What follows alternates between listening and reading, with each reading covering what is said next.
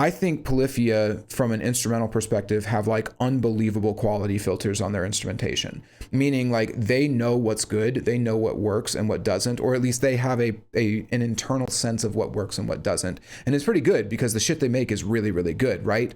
The problem is that they're instrumental, which means they've made that quality filter that they have for the instruments. They haven't quite developed that, or maybe they have, I don't know. It doesn't seem like they have developed that for their vocals and lyrics, which to me is actually an issue across this whole album. It's not to say that they don't know how to write good lyrics or have good vocals on their songs, right? I mean, I think, what was it? So Strange? Was that the song with vocals on the last album? That was a pretty good one. And then, Look, Don't Touch had really good lyrics at the end, or vocals at the end. I think ABC and Bloodbath are pretty good. But the truth is, like Fuck Around and Find Out, Memento Mori, and this song in particular are pretty bad from a vocal standpoint. And I'm not going to get into Memento Mori and Fuck Around and Find Out, but this song in particular, it sounds like they had a vision of like this mix of styles and mix of genres where but they're going to push each genre to like the limits of its creativity, right? And incorporate it all into one cohesive thing.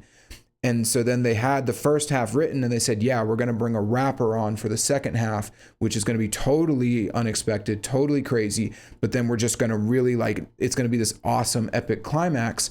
And the problem is that Lil West did not deliver. He actually severely under-delivered, which undermines the guitar parts that they wrote, because again, I think that they are worse guitar parts than the guitar parts we get on the first half of the song, because they're having to follow along with a more generic melody that Lil West is singing, which makes it so that, to me, the second half of this song is nowhere close to as good as the first half.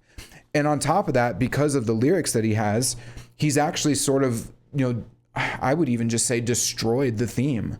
We at least had like a musical theme of a chimera, right? Like mixing things together that shouldn't be mixed, and what kind of unholy abomination would that create, And that's, that can be a musical theme for a song. And if the song was all instrumental, that is what you could consider it.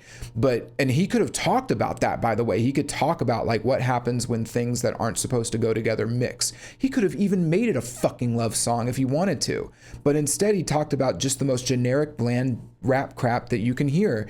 And unfortunately, those are the lyrics for this song. You can't just disregard them. So yeah, ultimately Chimera, for the most part, is about a fucking dude losing his girl and trying to get a new girl or something, kind of. That's the most you can say about like the theme and lyrics of Chimera.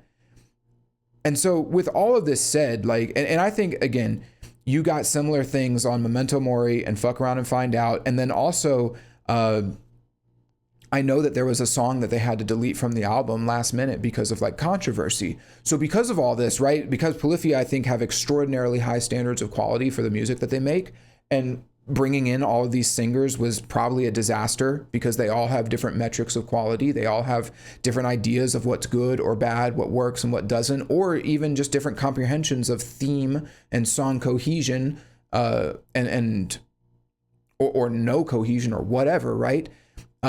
Because of all this, it didn't surprise me one bit when they said that there are no features on the new album, on the upcoming album. I think that they had a vision of Remember That You Will Die, but it's kind of the problem when you bring in 5 new singers, because I think, what is it? Yeah, they had,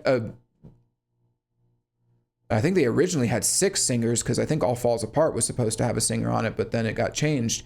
So originally 6 other musicians and singers in to work on the vocals for your songs. You're getting 6 completely different thematic perspectives, or quality perspectives, and you don't know who these people are, and you don't know what their personalities are like. It's kind of one of the benefits of having a singer in your band, is that it's someone that you know, someone you can trust, and someone who is ideally on the same page as you as far as like the themes and the creative process goes for songwriting.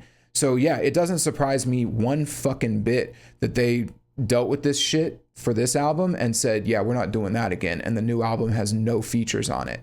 I think it's got like RJ Payson and Spiro doing a couple of doing some like production work and all. But yeah, the good move on them. No fucking features. Like, this shit is ridiculous. I don't think it's an understatement or like me being hyperbolic by saying that Lil West kind of fucks this song up big time. It severely hampers the climax and undermines the like musical theme that they had for this song. So yeah, it's a shame. And I know I'm really harping on this, but it is disappointing. It makes for a very disappointing second half to this song, especially considering how like awesome and interesting the first half was. So